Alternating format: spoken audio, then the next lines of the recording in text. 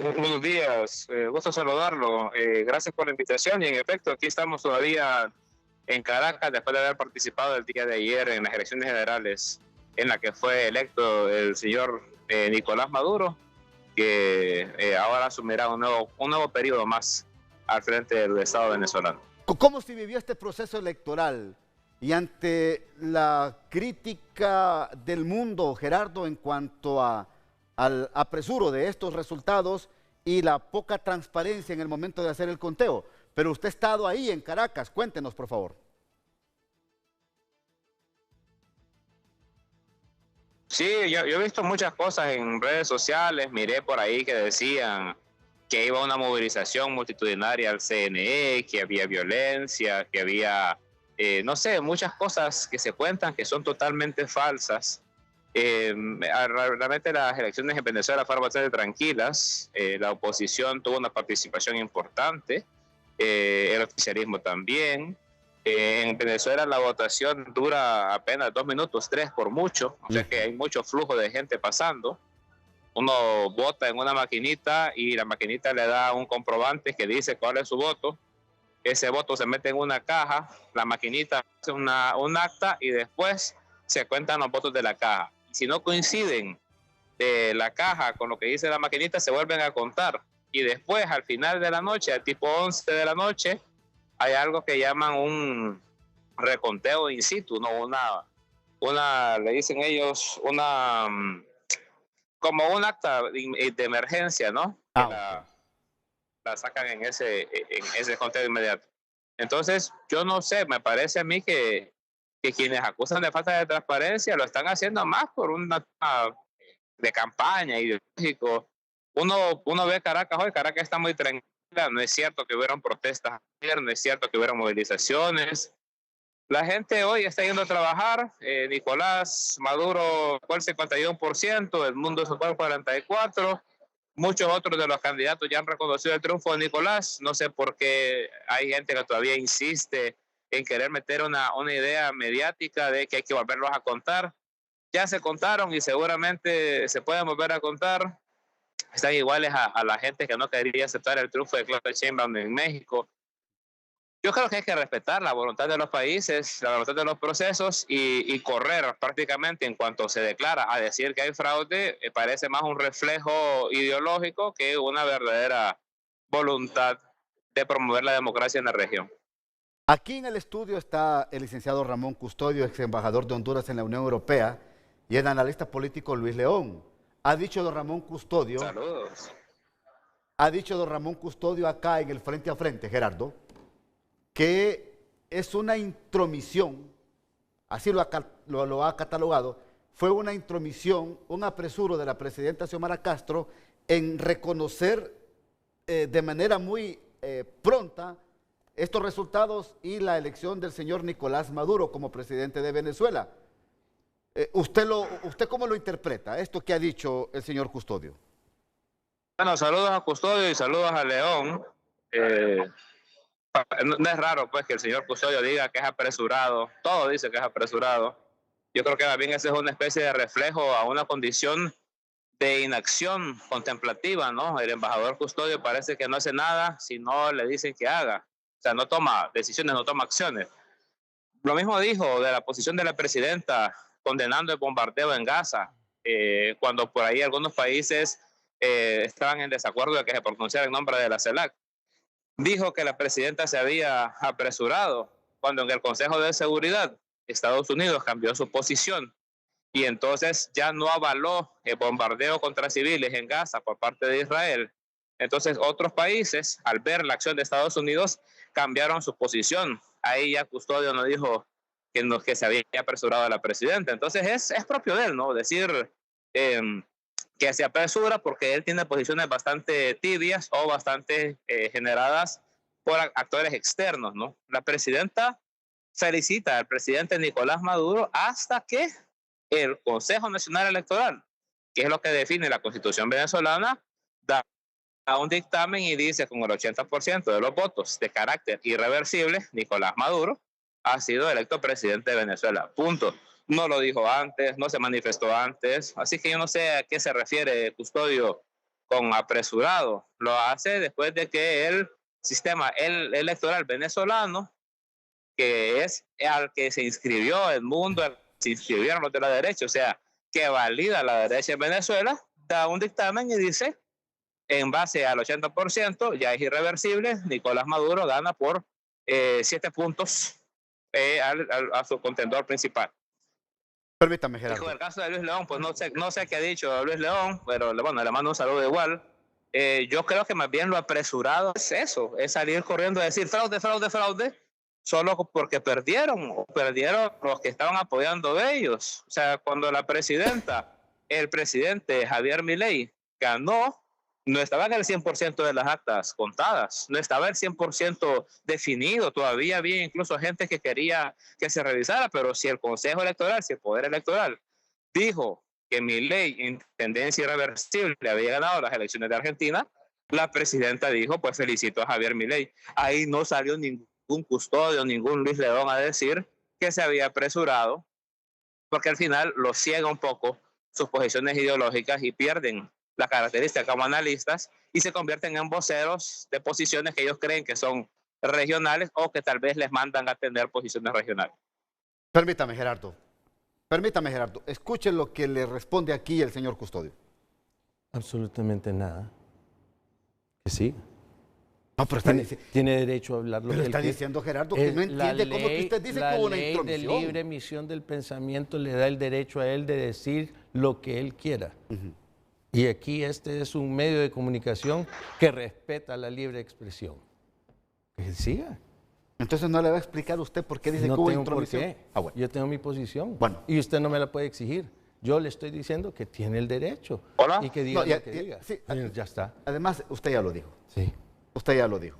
Luis. No, yo creo que al final, ya lo había planteado yo, el punto es que la presidenta reacciona ante Sí, un... escuche, por favor, Gerardo, lo que está diciendo acá Luis León. Sí, es que hay... Vamos a con eso. Sí, yo ya lo había planteado. La presidenta reacciona ante una declaratoria del Consejo Nacional Electoral, que es la autoridad electoral y que determina de que gana la elección Maduro.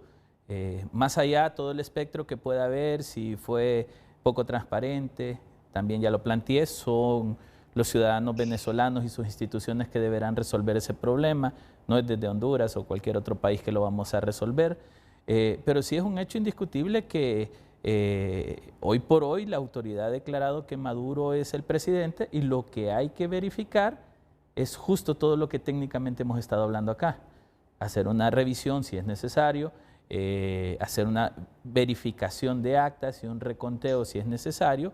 Creo que para la estabilidad venezolana, no tanto para la estabilidad nuestra, porque al final lo que resulta en Venezuela no impacta económicamente en nosotros, que digamos una de nuestras preocupaciones como país siempre es el tema económico. Así que yo creo que al final las decisiones están tomadas y creo que, insisto, el pueblo venezolano deberá resolver. Ok. Escuche con atención, Gerardo, lo que ha escrito el congresista republicano Carlos Jiménez. Mientras que casi cada país de la región se niega a reconocer el fraude en Venezuela, oiga, mire este término, y lo voy a leer literal, también me lo ponen en pantalla, ahí está, es mejor que lo lea con nosotros nuestros amigos televidentes. Dice el señor Jiménez, congresista republicano, mientras que casi cada país de la región se niega a reconocer el fraude en Venezuela, la canalla, dice, de Xiomara Castro reconoce al dictador Nicolás Maduro. Desde el Congreso de Estados Unidos denunciamos esta patética decisión de Honduras, convirtiéndolo en un estado paria. Yo lo leo literal, Gerardo, como lo escribe este congresista republicano. Su reacción, por favor.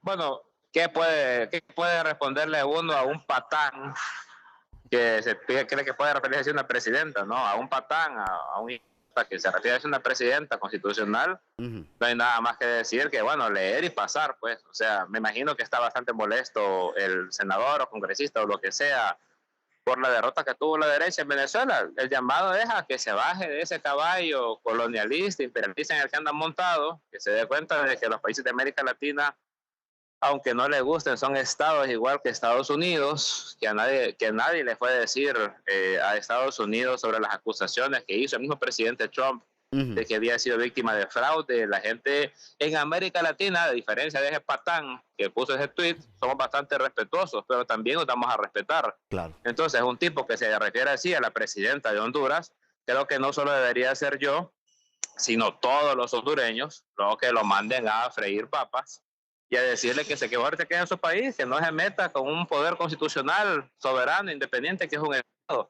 Más bien preocupante es a los que aplauden ese tipo de actitudes, porque todavía el servilismo no les deja levantar la cabeza y han de padecer de problemas en la columna de pasar siempre agachados a los designios que vienen de Estados Unidos.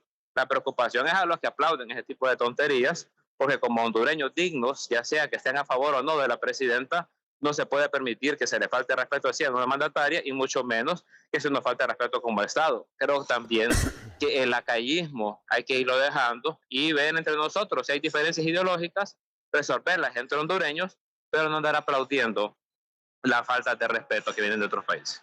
Quiero concluir con usted, Gerardo, con la siguiente inquietud. ¿Qué ha hablado el asesor presidencial Manuel Zelaya Rosales allá en Caracas, en Venezuela, con el presidente Maduro? Bueno, nosotros estuvimos en un evento en el que él convocó a los invitados internacionales el día antes de las elecciones. El presidente Zelaya no estuvo en ese evento, sí. Y el día de ayer el presidente Zelaya estuvo en el Consejo Nacional Electoral, donde no estuvo el presidente Nicolás Maduro, porque él, una vez al recibir los resultados, se movilizó directamente al Palacio de Miraflores, donde tuvo un evento político. No sé si hubo espacio de que ellos conversaran. Sí sé y acompañé que el presidente Zelaya se reunió con el canciller Iván Gil y le informó que la presidenta había intentado, o estamos intentando nosotros en el marco de la CELAC, de crear un observatorio electoral. Al no tener el consenso de la CELAC, no se va a poder hacer en esta elección en Venezuela. Sin embargo, la presidenta decidió nombrar una comisión de observación electoral de Honduras, así como hubo una de Brasil, hubo una de Colombia, que se acreditó al CNE y que, bueno, participamos en la observación durante la jornada. Lo que también quiero señalar, sí, es que vamos a seguir nosotros en el observatorio de la CELAC impulsándoles. Una de las cosas que queremos heredar. Sabemos que lo de Venezuela genera mucha polarización. Creemos que la CELAC, así como lo tiene la OEA, como lo tiene la Unión Europea, debería de tener un observatorio electoral. Ya pasando a Venezuela creo que va a ser más fácil. La siguiente elección será Uruguay y como presidencia pro tempore vamos a hacer un nuevo intento de acompañarnos democráticamente entre los estados, también para ir bajando esas polarizaciones que creo que no le hacen ningún bien, ¿no? El hecho de atacar a Venezuela para quedar bien con otro país no beneficia al espíritu de unión latinoamericana ni a la hermandad entre los pueblos y los estados, que debe de ser al final la principal preocupación de cualquier latinoamericano y caribeño. Gerardo, ¿es cierto que es una copia, es una calca de lo que se pretende implementar en las elecciones generales de 2025, este modelo de transmisión de resultados en Venezuela, aquí en Honduras? Sáquenos de esa duda, por favor. No, nosotros estamos todavía muy nosotros estamos muy lejos de eso, muy lejos de eso, lastimosamente. En países europeos, para no hablarle de Venezuela, ya es muy normal el voto electrónico, ya es muy normal incluso el voto por correspondencia, ya es muy normal el voto previo. Esas cosas en Honduras todavía faltan mucho porque, bueno, como hay malos antecedentes, hay desconfianzas y también hay muchas presiones al interno de los poderes que lo deciden, es difícil hacer una reforma electoral. Mire, es impresionante. La gente aquí que andaba de otros países, incluso de Honduras, al ver la velocidad de la máquina, la velocidad del conteo, cómo sale el acta, cómo eso se transmite inmediatamente, la gente, igual que en Honduras, se queda contando los votos. Y hay que el voto que dice la maquinita no sea el que está en la caja, porque ese es un relajo. Imagínense ustedes la oposición y el oficialismo venezolano, que lo que dice la máquina de votos no se refleja en los papelitos que están en la caja. Óigame, aquí había gente que estuvo preparándose para empezar a contar los votos para recibir las actas desde las 2 de la mañana antes de empezar la elección. Y estoy hablando gente de la oposición y gente del oficialismo. Como yo sé que mi contrario va a estar temprano, me voy más temprano y más temprano. Y aquí en Venezuela había gente lista para entrar a tomar sus posiciones a las 2 de la mañana, 3 de la mañana. Y aún así, siendo voto electrónico y aún así siendo voto doble contado y lo que usted quiera. No, en Honduras todavía falta mucho. Nosotros probablemente somos uno de los sistemas electorales más arcaicos que hay en la región. La lógica esa del conteo, de la papeleta, del acta, de llevar el acta de la aldea a la cabecera municipal y después de la cabecera municipal a la cabecera departamental, sí, y que después llegue todo como que estuviéramos todavía en el siglo XIX, en carrozas a Tegucigalpa, como llegaron las actas de independencia.